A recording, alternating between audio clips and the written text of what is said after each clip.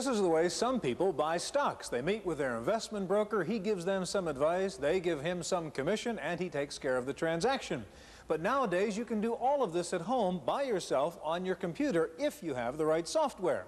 Today, we'll take a look at investment software on this edition of the Computer Chronicles.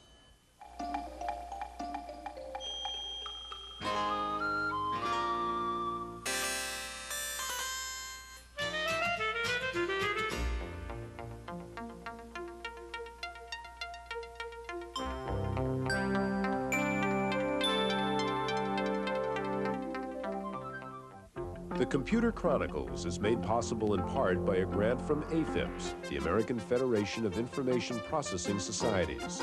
AFIPS, sponsors of OAC 86, the nation's leading conference on business technology.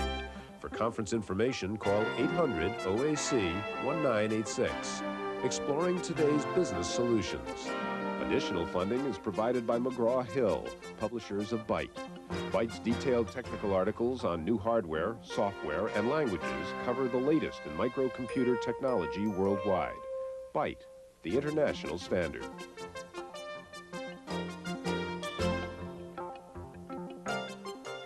Welcome to the Computer Chronicles. I'm Stewart Cheifet, and this is Gary Kildall. Gary, this is a game called The Wizard of Wall Street. It's a stock market simulation game, and I can call up research reports on a particular industry, like the airline industry there, for example. When I get all the information I need and all the funny money I have that I'm going to play the game with here, I can actually go right to the big board here. You can see the stock exchange ticker tape going across the top, the various stock market indexes to tell me what's going on, news events that are affecting the market. This is a game, but more and more real investors are using their personal computers to manage their portfolios, to actually conduct transactions from their homes. Would you trust a computer to tell you how to invest your money? I think I'd like to see the results of the advice. But if we all followed the advice of a single program, it wouldn't lead to a very interesting market. There's a lot of value, I think, in the online services, the instant stock trading, the historical information about stocks, the current stock values, things of that sort. I'd use that. And I'd also use programs like this one, the simulation, to learn about the terminology. Gary, today we're going to take a look at the latest and hottest in new investment software. One of the things Personal Computers has done is make it possible for just about anybody to be a knowledgeable investor. And we'll start out by taking a look at one investor who might not be in the market at all if not for computers. John Eckridge is not the typical example of a full-time stock market investor. He doesn't wear pinstripes, keep voluminous notebooks, or yell himself hoarse on the trading floor. His toolkit today consists of a portable stock quote receiver and a personal computer. John gave up his traditional brokerage practice when he realized that he could invest for himself at home, freed from the burdens of clients and commuting, in exchange for a few other responsibilities. While he hasn't cut all communication lines to his full-service broker, John does most of his research at the computer, which gathers data from online services, tracks and updates the stocks in his portfolio, and charts the performance of selected stocks over days or years. About the only other tools on his desk are a newspaper and the Quotrek, a real-time stock quote radio receiver. The online services cost about $250 a month. In exchange, John gets a real-time link to the trading floor, a very individualized service, and just a few regrets. I think when you work alone and you work in a home and you don't have coworkers around you, that some of that feedback is missing. And that's one of the reasons that I still have a standard broker. Buying stocks from your living room may lack some of the excitement of Wall Street, but it features some special attractions of its own. Okay, Nick, what do you think?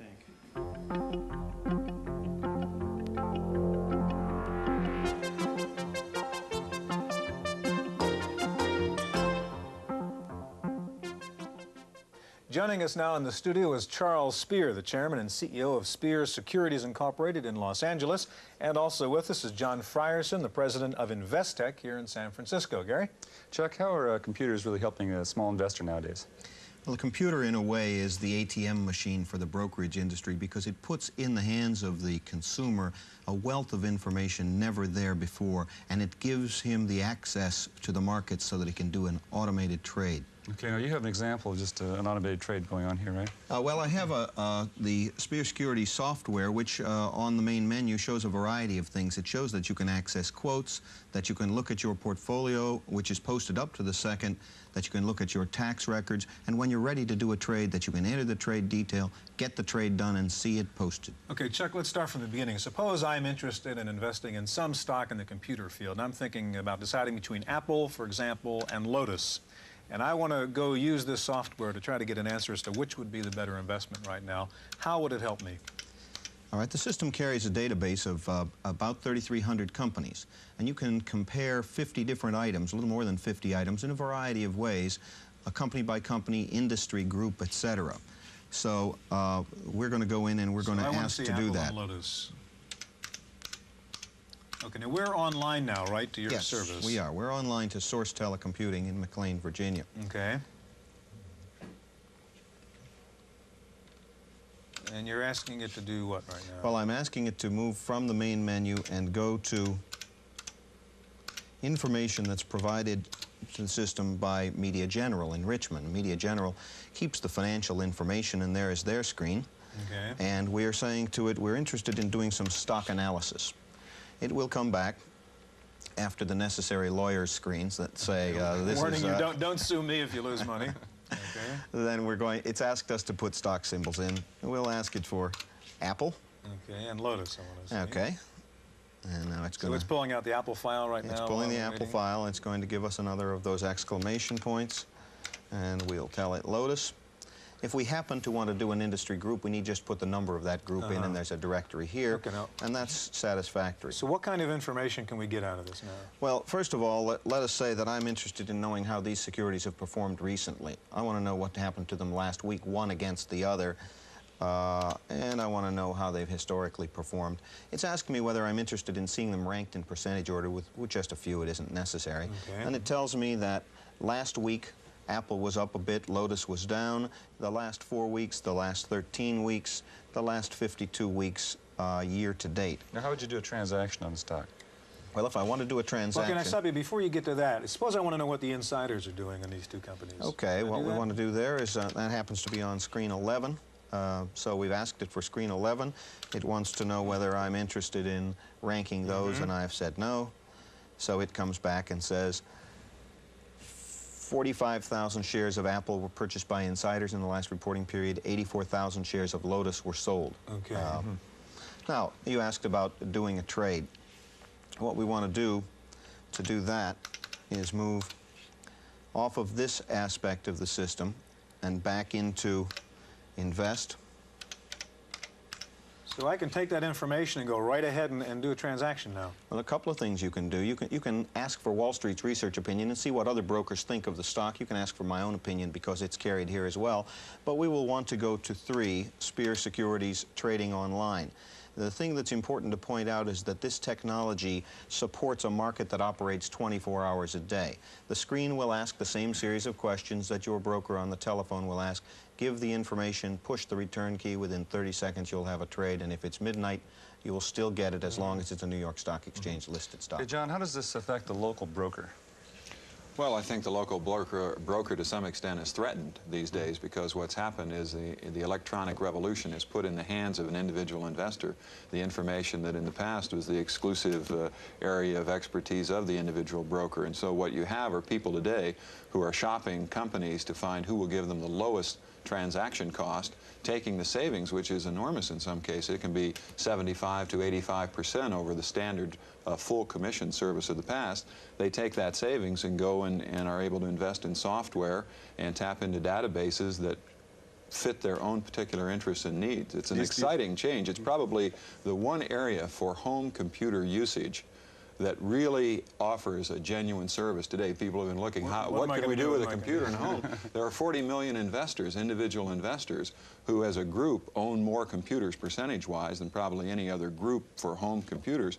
And here's an area where they really get a value added where it pays them to use their computer at home, and the only element that has needed to occur is just the education to show them what software is available and how to use it for investment purposes. John, when you talk about a savings, are you including the cost of dialing up and the online charges and things of that sort? I am indeed. In fact, for the ordinary investor, I don't see that they would need to use on online charges. Maybe more than $50 would probably be high.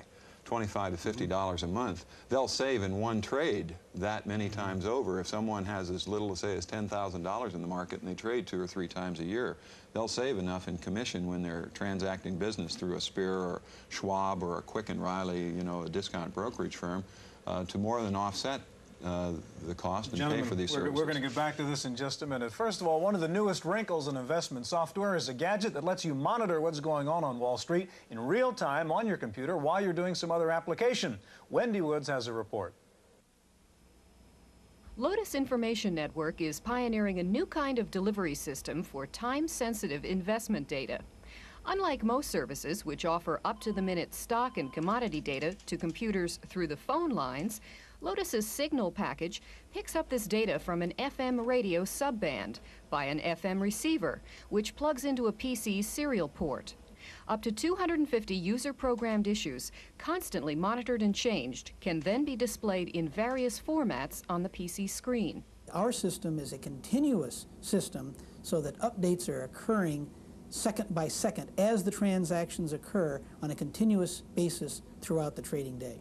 Even when the computer is off, our product actually maintains the information in a background mode, and in fact will keep track of your portfolio, including alerting you if changes occur that you've preset to watch for, as I say, even when the product is being used for some other purpose. This is the brain center for Signal broadcast to 12 U.S. cities. Live quotes on 23,000 issues being traded from all the major exchanges come here to this Burlingame, California computer facility via long lines.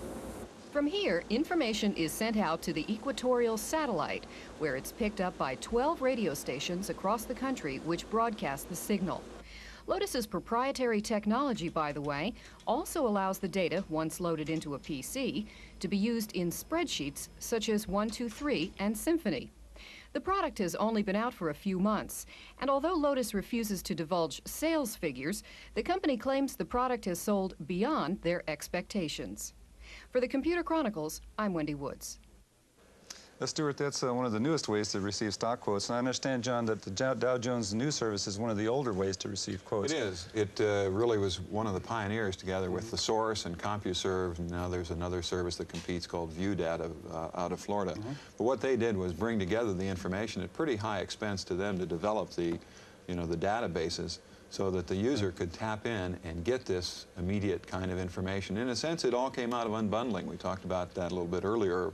The brokerage industry 10 years ago went from the high commission structure to one in which you could buy transaction services separately from data services. And if you want to take a look at, for example, Dow Jones, what they've done is not only bring investor information together, we're pulling up their master menu, but they've tied things in like world news and sports. You can do shopping through them now. You can book airline reservations.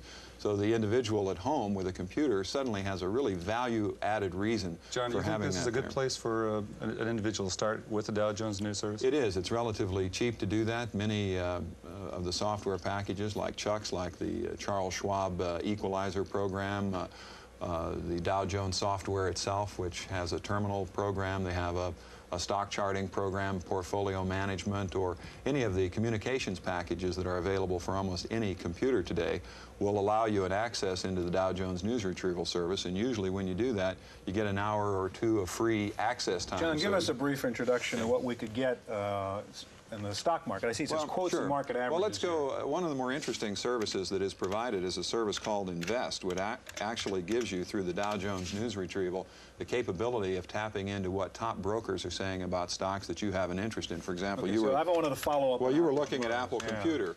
So we're going to punch in, and we find that Apple has been followed by a number of different analysts recently. In fact, if you wanted to go through, you see there's 3 pages of just the listing chronologically from the most recent report back to the one going back a few months, one of the services. Let's say we wanted to see what Payne Weber was thinking. It's number 3 on the list. We'll go in and ask for number 3, and it comes up, and we could choose to download either the entire report or the stock price data. Let's say we wanted to just get their opinion, Payne Weber's opinion. Now, it could be Beige. It could be any one of the other major brokerage firms who are tied into this service, or through Dow Jones News Retrieval, you can go and get Merrill Lynch research. So what you have in your own hands now is the ability to bypass the broker and to get full value for the commission dollar you spend, because you're going to spend it with a discount broker to pay the least transaction fee, and then you go and you only retrieve the data that you really want and need. Isn't the broker valuable in the sense that they assimilate a lot of the information that normally, if you're looking at all these results, you'd have to do that yourself? Well, you have two different kind of people. You have the sort of person who really turns investment decisions over to someone else who is a professional, and then you have a growing cadre of people who are computer users, by the way, who like to do things for themselves. But what they haven't had available until recently was the tools to do that. Now what they have through Dow Jones or through the Standard & Poor's Markets Group, these services, is they can access real-time, same data at the same time that a broker or another professional can. So if they're really interested in doing it themselves, now they can do it. And it's exciting because you can sit at home and be part of the international financial community on an equal footing with anybody who's been in the business Chuck, for a long time. you are a broker now. How much money can I save by using these kinds of services and investing online? Well, this kind of approach to the business has a radically different economics to it than the traditional approach to the business. This is the branch. All of those PCs have been sold can be branches, and since we don't have the costs associated with a physical plant somewhere, our commissions tend to be 85 to 90% of those you would charge to the traditional kind of discount broker, and somewhere around 25 to 30% of what you'd pay the full cost brokers. So in other words, we're paying even less than we would a discount broker because, as you say, the PC becomes your branch in a sense. Right. That's right. I would like to, in listening to where our industry is going, something I really like to point out is that this system appears to threaten the way brokerage services are traditionally delivered. But if you have a broker who gives you advice and you make money with it, you have found the most valuable resource in the business, and that's somebody you really ought to hang on to. Okay, gentlemen, we're going to have to take a break in just a minute. We'll be right back. We're going to take a look at a $49 program that gives you numbers and charts that maybe will help you pick a winner on Wall Street, so stay with us.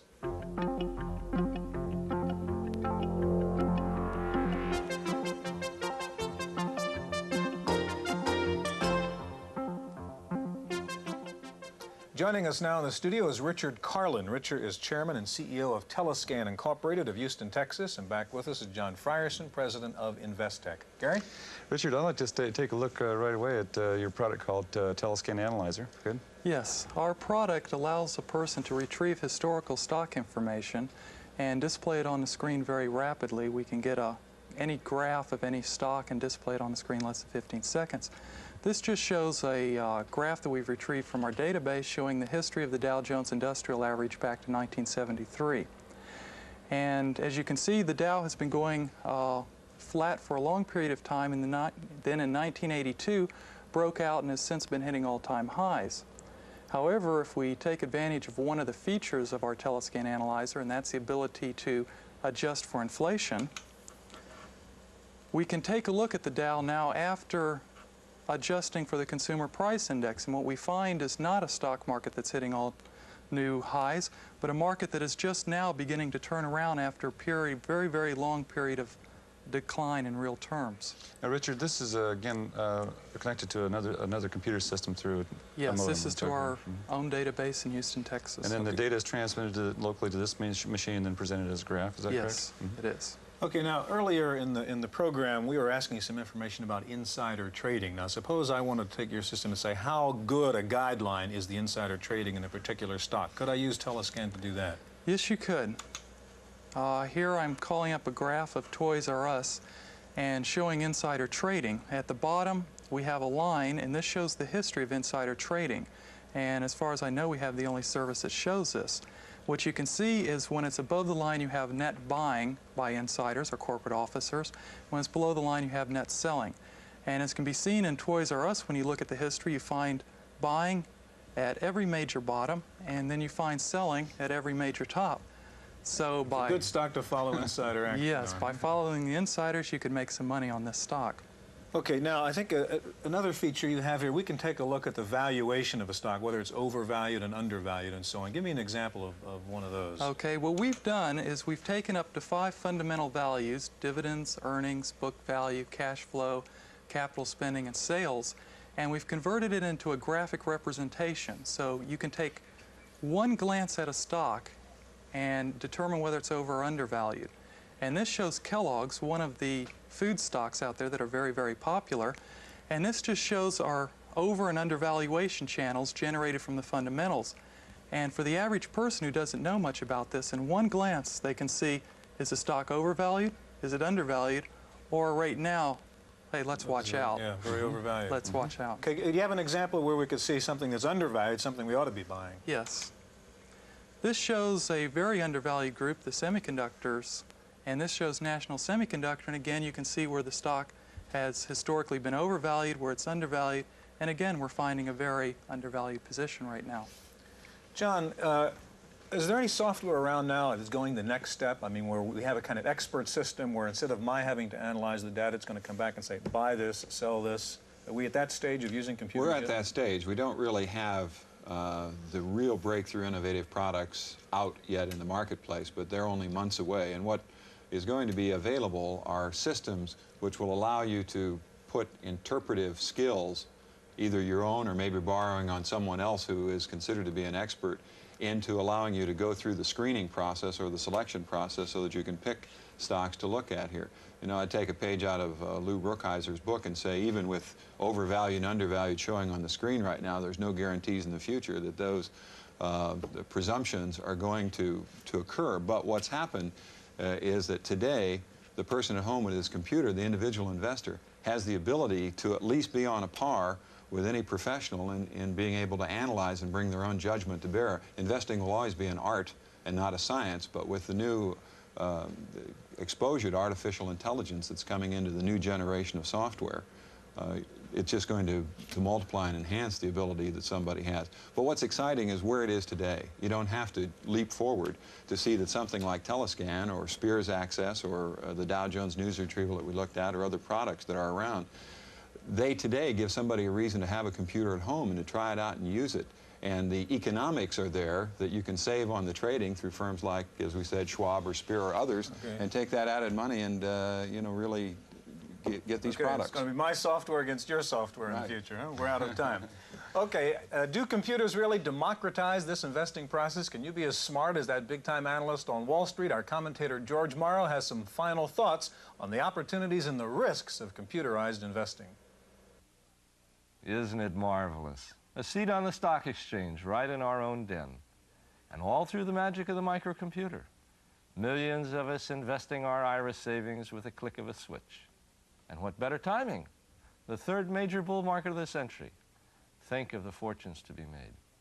Think of the bankruptcies to come. The last 2 times we succumbed to the lure of Wall Street, it was very exciting and profitable until market bears moved in and wiped it all out with a swipe of a paw.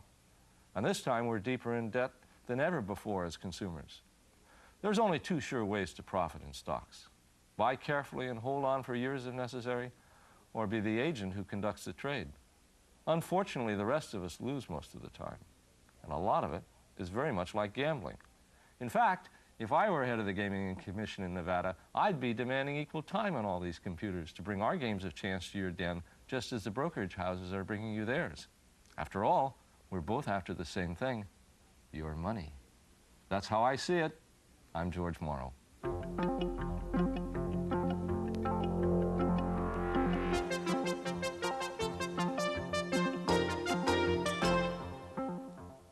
In the Random Access file this week, the IRS is again plunging into the risky waters of computerization.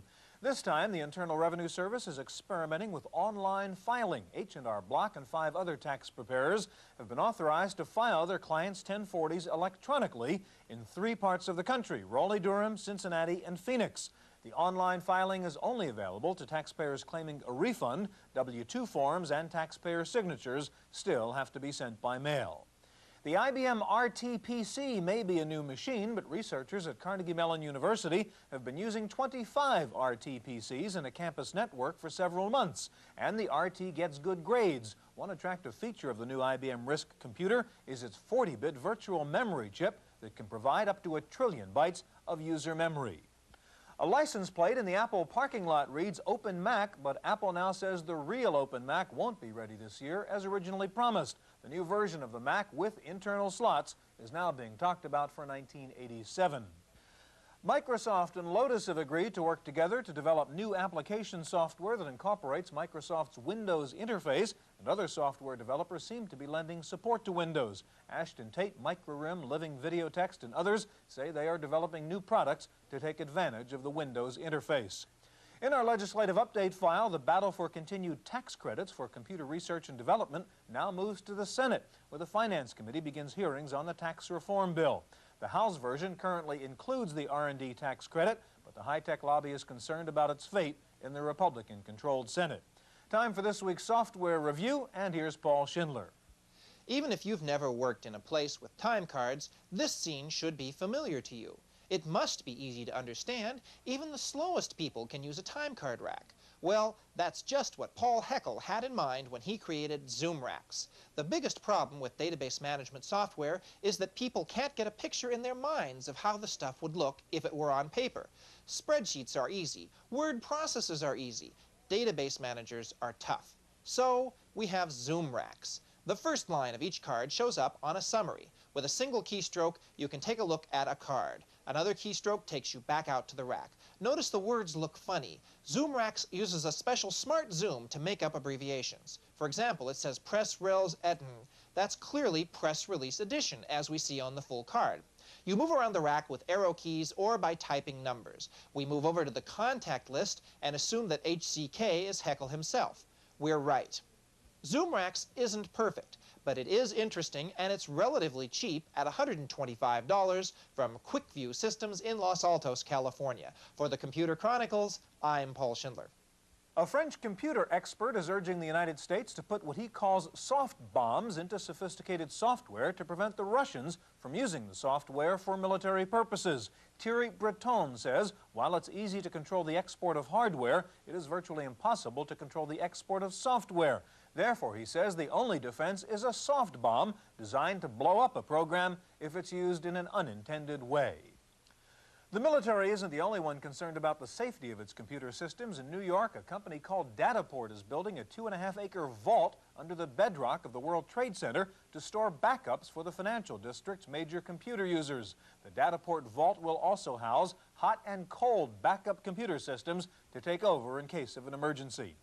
Supermarket shoppers in Williamsport, Pennsylvania are carrying little plastic cards with magnetic stripes on them, but they're not credit cards. They're a new computerized tool for market researchers to find out what people are buying.